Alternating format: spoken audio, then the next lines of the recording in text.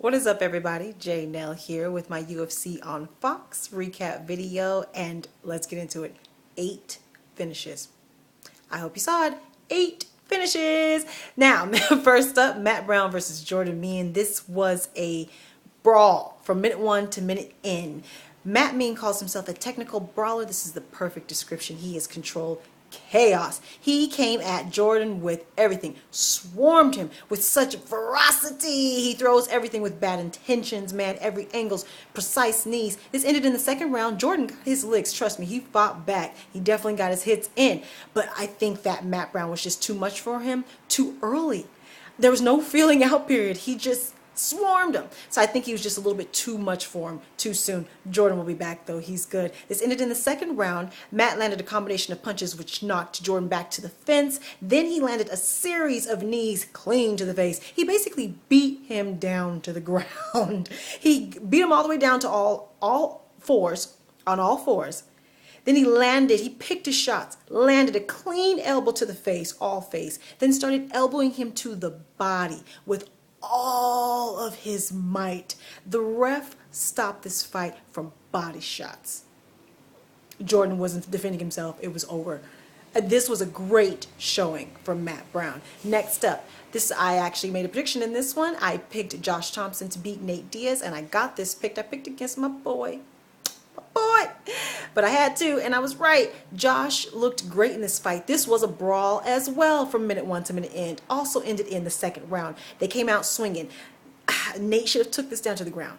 I feel like his jiu-jitsu, I still feel like his jiu-jitsu is probably better than Josh, but he didn't. He wanted to bang it out, and Josh was just stronger. He was stronger, so his punches landed harder. He did more damage. He's athletic. He looked clean. He was faster.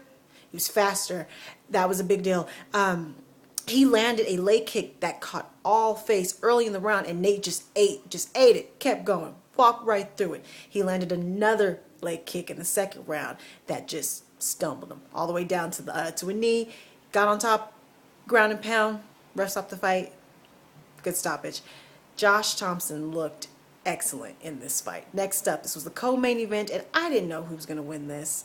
I overthought it.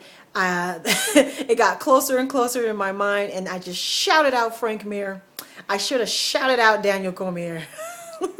Daniel won this. He looked great in this fight. And you know, I wanted to see an exciting, active grappling match, but this did not go to the ground. Daniel had a great plan. You know what? He said, let's not test if my wrestling, which I'm best at, beats your jiu-jitsu, which you're best at. I'm going to keep it standing and beat you where I know I'm better at. And he was right. I didn't know who was stronger. Daniel was stronger. This fight, he won all 3 rounds. He was able to get a hold of him, hold him up against the fence, and just dirty box him for 3 rounds. All kinds of combinations to the body, to the top, elbows. He got a little bit of space. Frank landed a kick at one point. He just not enough to do anything. There was at one point Joe Rogan was like, pull guard or something, you know, get him on the ground, get him in your world, but he just couldn't. Daniel was very strong. He hits hard. His stand-up game is good. Let me just say, Daniel, I'd like you to stay in the heavyweight division. I think you should stay. Next up, main event.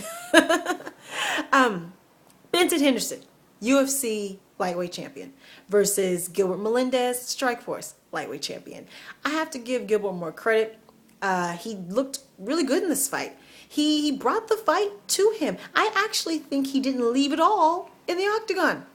Actually, both men looked like they could have gone another 2-3 rounds. After 5 rounds, split decision in favor of Benson. I got this pick, and I agree with the decision. It got booed, a lot of controversy. People say Gilbert won.